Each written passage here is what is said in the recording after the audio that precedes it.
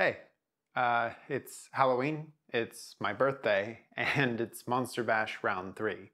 We've got some new faces, new cards, and new monsters as well. Speaking of new faces, my name is Taryn, if you're new here, and this is Conjured Craft. Yeah.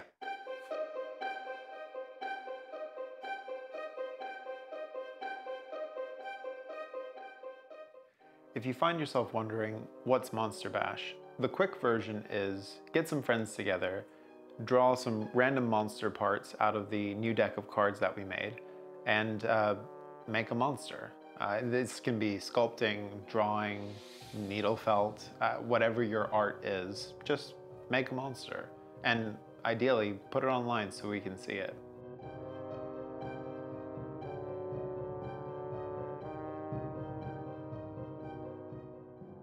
Looking at my cards, I've got some froggy star hands from Raquel, which, I'm gonna use those as the hands. Some creepy tentacles from Lila, which are giving me Turnip 28 vibes, so I think those are gonna be roots.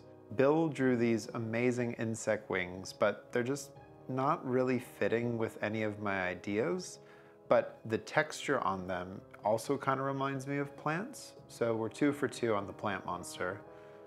Now we drew Dave's pumpkin skeleton head thing, which, perfect because it's Halloween and that's 3 for 3. So we're gonna make some kind of plant monster. Narb has these minotaur legs, which are perfect for me because I love digitigrade limbs. And Trent drew some more abstract cards, we'll say.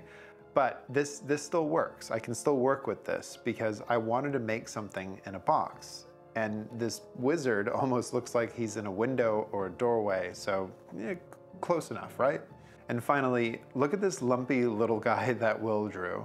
Honestly, coming in clutch there because I really love making lumpy monsters and I needed a body. So anyway, this is my general idea. A little pumpkin monster thing trapped in a box of dirt.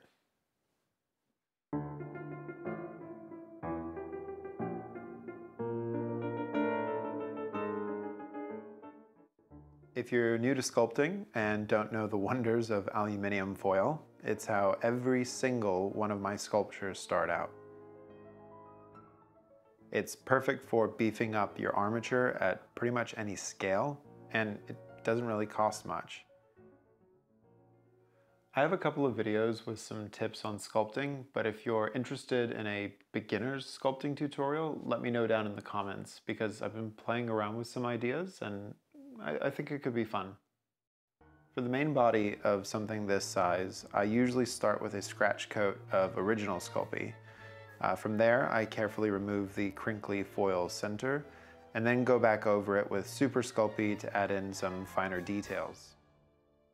Super Sculpey is much stronger and doesn't have the same crumbling or breaking issues, so you really are getting what you pay for. I'm trying to leave as much space as possible in the body this time around because I want to cram some fairy lights into it. That way, when they're on, the head will be illuminated. While finishing the body, I realized I started going straight into the same texture as my Nurgles, and so I switched gears at the last minute. I grabbed some photos online of pumpkins and started dragging my silicone shapers and ball tools across the surface. I also grabbed a potato out of the cupboard because plants. The hardest part, by far, was getting these tiny little teeth I pre-baked to stay in place and in focus. But in the end, it was worth the effort.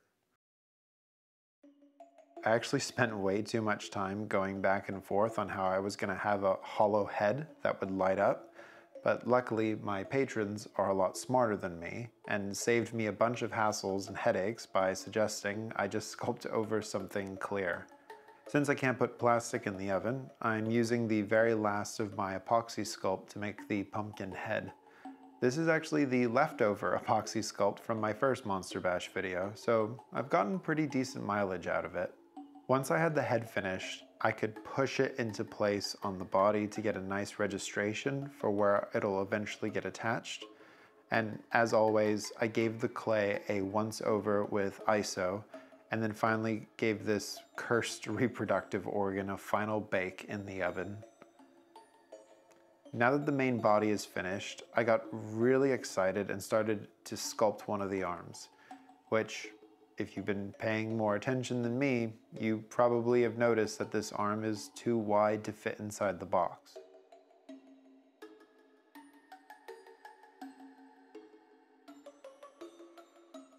So yeah, we'll just call that one a practice round.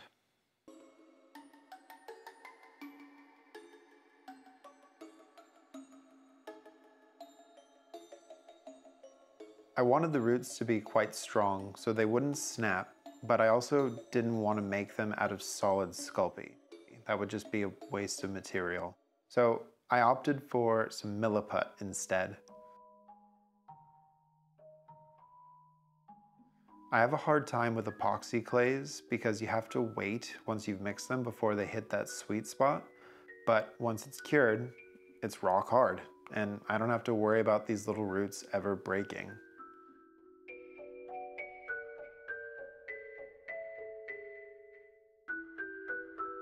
To keep the spooky Halloween theme going this time around, I based everything in black first. Then I started mixing the color that I wanted with black paint to mute them, and did progressively lighter passes with a dry brush to get a dark look. I won't make any offers for painting tutorials, as I did this technique mostly by accident, but I was pretty chuffed with the final result. The box was also painted black, and then a deep red streaked over the top.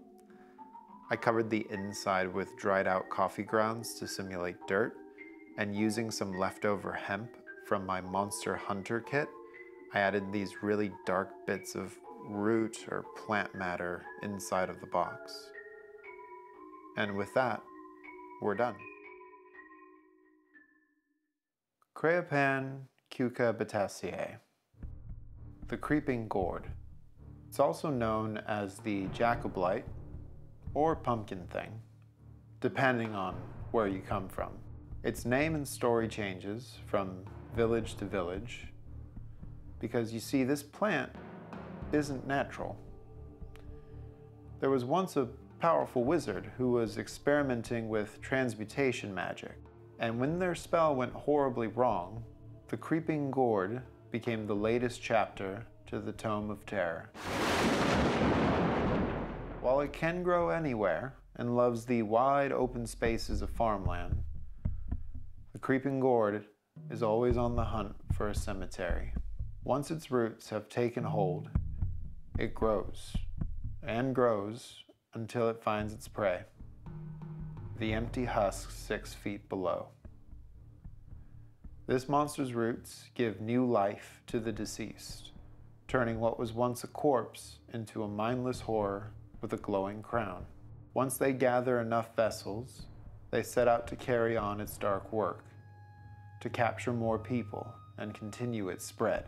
Now, if you do encounter this fiend, all hope is not lost. If you can find the source, the first plant from the bunch, and cut it off, a witch, much smarter than you or I, was able to create a vessel to contain this creature. As long as it's kept within this enchanted box of dirt, it will continue to sleep. And that's my monster. I think it would be a lot of fun to put in a silly Halloween one-shot setting, or make it a spell component. Maybe you have a warlock player who's being a bit of an edgelord. Give him a spooky plant in a box, I don't know. If I end up making any rules for this creature, I'm going to be posting it on my Patreon, as well as all of the drawings that you saw in this video. Those are going to be set up as coloring pages for people to enjoy. Special thanks to my newest patrons, Melody Bentley, Nick from CC Minis, Isaac Thomas, and Kevin Orlando. There are links below for all the things that I make and sell, as well as links to all the other creators for this round of Monster Bash. You've got plenty of monster content to enjoy this time around, and I hope you enjoy your spooky season this year safely and with people that you care about. Until the next one, happy Halloween.